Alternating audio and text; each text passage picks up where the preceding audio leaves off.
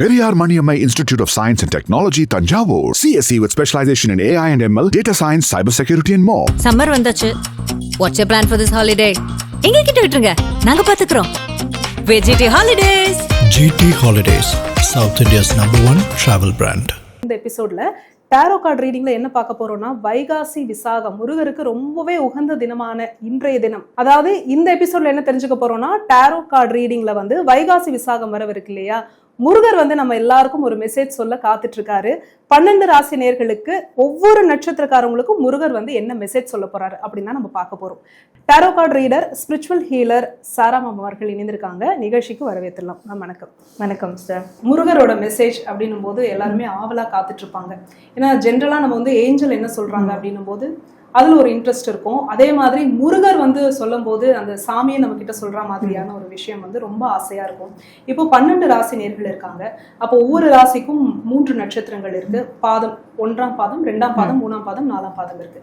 அப்படி இப்போ மேஷ ராசி அப்படின்னு எடுத்துக்கிட்டோம்னா அந்த 3 நட்சத்திரக்காரங்களுக்கும் முருகர் என்ன மெசேஜ் சொல்றாரு அப்படின்னு நம்ம பார்க்கலாமா? ஓகே, கண்டிப்பா. அடுத்ததாக மிதுன ராசி, திருவாதிரை நட்சத்திரம், 1ஆம் பாதம், 2ஆம் பாதம், 3, 4 இந்த பாதங்கள்ல பிறந்தவங்களுக்கு முருகர் என்ன மெசேஜ் கொடுக்கும்?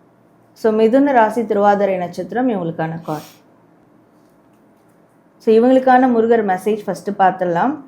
என்னை எதிர்பார்த்து காத்து கொண்டிருக்கும் மனமே, உன் குழந்தை வடிவில் நான் உன்னிடம் வருவேன். ஸோ இப்போ இவங்களுக்கு இருக்கிற மெயினான ஒரு விஷயமே இவங்களுடைய குழந்தைகள் பற்றின ஒரு கவலை தான். சில பேருக்கு அந்த குழந்தை வர்றதுக்காக இயங்கிட்டு இருப்பாங்க. சில பேருக்கு குழந்தைகள் இருந்தும் அவங்களுக்கான ஃப்யூச்சருக்காக அந்த குழந்தைங்களை நம்ம எப்படி வளர்க்க போகிறோம், ஸோ இல்லை அவங்கக்கிட்ட ஏதோ ஒரு பிரச்சனை இருக்கலாம். ஸோ அது குறித்து அவங்க ரொம்பவே மன உளைச்சலில் இருப்பாங்க. ஸோ இந்த குழந்தை வரம் வேண்டவங்களுக்கும் சரி, இல்லை குழந்தை பிரச்சனைகளை தீர்றதுக்கும் சரி, கண்டிப்பாக முருகர் அவங்களுக்கு நிச்சயமாக ஒரு வழியை கொடுப்பாரு. ஸோ இப்போ குழந்தை வரம் கேட்குறவங்களுக்கு முருகரே குழந்தையாக கண்டிப்பாக வருவார் கூடிய விரைவில். அப்போது இந்த வைகாசி விசாகம் அப்போது முருகரை நினச்சி உண்மையாக ஒரு நாள் கடுமையான ஒரு விரதம் இருக்கும் போது கண்டிப்பாக முருகரே அவங்களுக்கு குழந்தையாக வருவார். அண்ட் இவங்களுக்கு வெளி உலகத்தில் வேற எவ்வளோ பெரிய ஒரு கஷ்டமான சூழல் இருந்தாலும், இல்லை வாழ்க்கையே எனக்கு போதும் அப்படின்ற ஒரு மனநிலைக்கு வந்தாலுமே அவங்களுடைய குழந்தைய பார்க்கணும். ஸோ அவங்களுடைய குழந்தை ரூபத்தில் முருகர் அவங்க கூட இருக்கிறாரு. அப்போது அதை பார்த்து அவங்க இதுவும் கடந்து போவோம்னு வெளியே அவங்க நிறைய விஷயங்களை சாதிக்கணும், வாழ்க்கையை நல்ல விதத்தில் வாழணும் அப்படின்றது தான் முருகர் அவங்களுக்கு தரக்கூடிய மெசேஜாக இருக்குது. ஸோ இவங்க எந்த கோவில் போகிறாங்களோ இல்லையோ, குழந்தை ரூபத்தில் முருகர் அவங்களோட தான் இருப்பார். அப்போ அவங்களுக்கு பிறந்த குழந்தைகளை இல்லை இருக்கிற குழந்தை மீது அவங்க அன்பு வச்சு, ஸோ அதன் மூலிமா அவங்களோட வாழ்க்கையை கடந்து கொண்டு வரணும்ன்றதான் முருகர் அவங்க தரக்கூடிய மெசேஜ். Super ma'am. அடுத்ததாக இப்போ மிதுன ராசி, புனர்பூச நட்சத்திரம் 1, 2, 3ஆம் பாதங்களில் பிறந்தவங்க இவங்களுக்கு முருகர் என்ன மெசேஜ் கொடுக்குறாரு? ஸோ மிதுன ராசி, புனர்பூச நட்சத்திரம் இவங்களுக்கான கார்டு. ஸோ முருகர் இவங்களுக்கு தரக்கூடிய மெசேஜ், முதல்ல அவங்களுடைய மெசேஜை படிச்சிடலாம். வாழ்வில் அடிக்கடி என் சந்தன அலங்காரத்தை நீ பார் என் குழந்தையே, உன் மனம் குளிர செய்வேன், உன் மனம் குளிரும்படி நான் அற்புதங்களை நிகழ்த்தி கொண்டே இருப்பேன். ஸோ முருகர் இவங்களுக்கு தரக்கூடிய மெசேஜ் என்னன்னா, மனதளவில் இவங்க ரொம்ப உடைஞ்சு போயிருக்காங்க, ஒரு கலக்கம் இருக்கும்.